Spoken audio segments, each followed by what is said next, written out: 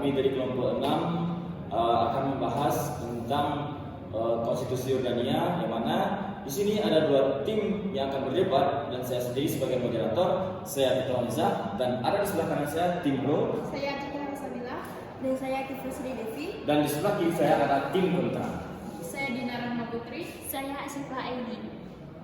Baiklah, kita langsung saja untuk masuk ke debat kali ini. Dan untuk pertanyaan pertama untuk tim pro dulu, kita minta pertanyaannya itu, apakah efektif dalam menyeimbangkan kekuasaan monarki, siasat, dan hak asasi manusia? Nah, kita akan mendengarkan 2 perspektif tim pro yang akan membela efektivitas konstitusi dan tim kontra yang akan mengkritiknya. Debat ini akan berlangsung selama 10 menit. Mari kita mulai dengan pernyataan posisi dari tim pro.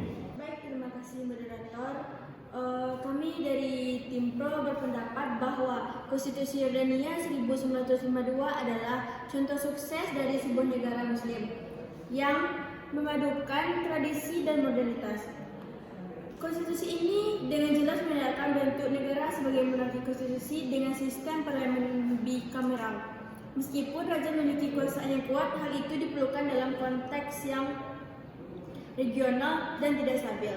Raja berfungsi sebagai stabilisator dan simbol persatuan, sementara hak-hak warga negara dijamin dalam bab 2, termasuk kesetaraan di depan hukum, kebebasan beragama, dan perlindungan dari penahanan sewenang-wenang.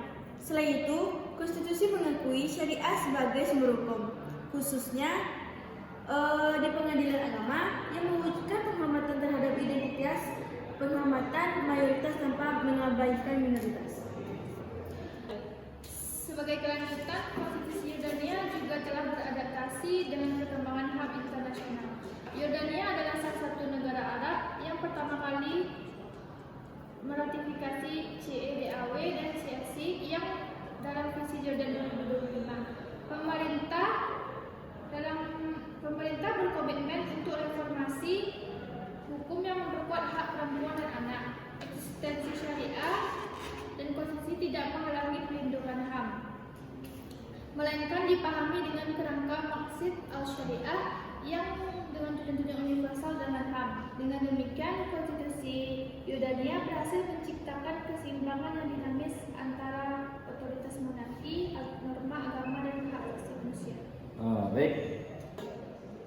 Baik, selanjutnya kita minta untuk dari tim kontra, waktunya ada 2 menit. Kepada tim kontra, disilakan. Terima kasih moderator. Kami dari tim kontra melihat bahwa konstitusi Yordania lebih bersifat simbolis daripada efektif. Faktanya kekuasaan raja sangat dominan hingga mengubah menjadi monarki eksklusif. Raja dapat membunuh parlemen, memfoto undang-undang, mengangkat seluruh anggota senat, dan mengontrol keseimbangan kekuasaan yang serius. Parlemen yang seharusnya mewakili rakyat memiliki kewenangan terbatas. Dan hak veto, raja membuat proses legislatif yang tidak benar-benar demokratis. Selain itu, pengadilan seringkali dipengaruhi oleh eksklusif sehingga independen yudikatif dipertanyakan. Di sini meskipun konstitusi menjamin hak-hak dasar, dalam praktiknya sering dibatasi dengan alasan keamanan nasional. Laporan Human Rights Watch 2023 menunjukkan pembatasan kebebasan berekspresi dan pers. Hukum keluarga berdasarkan syariah juga mendiskriminasi perempuan dalam hal warisan, pernikahan, dan perceraian. Konstitusi mengakui kesetaraan, namun hukum positif tidak sepenuhnya mencerminkannya. Oleh karena itu, konstitusi Yordania gagal menciptakan keseimbangan yang nyata antara monarki, syariah, dan HAM karena kepentingan monarki dan stabilitas sering diutamakan. Baik, terima kasih kedua tim. Selanjutnya kita akan melaksanakan sesi debat sidang, yang mana di sesi debat sidang ini waktunya ada 3 menit. Nah, untuk yang pertama itu kita minta kepada tim pro. Tim pro, bagaimana Anda menanggapi klaim bahwa kekuasaan raja yang sangat besar membuat check and balance tidak efektif? Silakan. Terima kasih moderator. Kekuasaan raja memang kuat, tetapi itu tidak berarti tidak ada check and balance.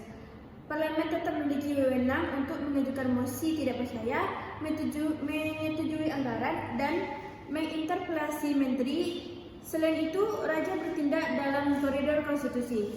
Dalam konteks Timur Tengah yang penuh gejolak, kepemimpinan yang kuat justru diperlukan untuk menjaga stabilitas dan reformasi gradual. Baik, terima kasih tim pro. Selanjutnya tim kontra. Apakah Anda mengakui bahwa Konstitusi Yordania telah mengalami perkembangan positif seperti ratifikasi Konvensi HAM dan reformasi hukum? Baik, terima kasih moderator. Kami mengakui ada upaya reformasi, tetapi itu tidak mengubah struktur kekuasaan yang timpang. Ratifikasi Konvensi HAM sering tidak diimplementasikan secara penuh. Misalnya, meski sudah meratifikasi CEDAW, pemerintah membuat reservasi pada pasal-pasal kunci referensi terkait kesetaraan dalam keluarga. Jadi perubahan masih bersifat kulit luar. Baik, kepada tim pro, bagaimana dengan penerapan syariah yang dianggap diskriminatif terhadap perempuan? Silakan. Baik, syariah di Yordania diterapkan secara moderat dan terus direformasi. Pemerintah telah mengubah beberapa hukum untuk meningkatkan hak perempuan, seperti meningkatkan usia nikah dan memperbolehkan perempuan untuk mewarisi tanah. Proses ini berjalan bertahap karena harus mempertimbangkan nilai-nilai sosial. Jadi, konstitusi memberikan ruang untuk evolusi hukum. Baik, selanjutnya kepada tim kontra. Apakah Konstitusi Yordania sepenuhnya gagal atau masih memiliki potensi untuk diperbaiki? Silakan. Terima kasih moderator. Konstitusi memiliki potensi tetapi diperlukan amandemen mendasar untuk membatasi kekuasaan raja, memperkuat parlemen, dan menghapus diskriminasi dalam hukum. Tanpa itu, konstitusi hanya menjadi alat legitimasi status quo. Baik, dari hasil debat tim pro dan tim kontra tadi, maka kita akan minta kesimpulan dari masing-masing. Waktunya ada 2 menit. Untuk yang pertama kita minta dari tim pro. Kepada tim pro disilakan. Terima kasih moderator. Kesimpulan kami yaitu Konstitusi Yordania 1952 adalah dokumen hidup yang berhasil menyeimbangkan tradisi dan modernitas. Ia memberikan stabilitas politik, mengakomodasi syariah secara bijak, dan beradaptasi dengan standar HAM internasional. Meskipun ada tantangan, kerangka konstitusional yang ada memungkinkan reformasi berkelanjutan. Baik, selanjutnya kita minta kepada tim kontra apa kesimpulan dari tim kontra. Kepada tim kontra silakan. Baik, terima kasih moderator. Kami menyimpulkan bahwa konstitusi Yordania belum efektif menciptakan keseimbangan karena kekuasaan raja yang terlampau dominan, penerapan syariah yang diskriminatif, dan pelaksanaan HAM yang setengah hati. Untuk menjadi negara hukum yang demokratis, Yordania memerlukan reformasi konstitusional yang mendalam. Terima kasih kepada kedua tim atas debat yang menarik dan penuh wawasan ini. Kami telah mendengar argumen yang kuat dari kedua sisi mengenai efektivitas Konstitusi Yordania 1952. Debat ini menunjukkan kompleksitas dalam merancang konstitusi yang menghormati tradisi keagamaan, kekuasaan politik, dan hak asasi manusia. Semoga diskusi ini bermanfaat bagi kita semua dalam memahami dinamika hukum tata negara di dunia Islam. Terima kasih. Assalamualaikum warahmatullahi wabarakatuh. Waalaikumsalam warahmatullahi wabarakatuh.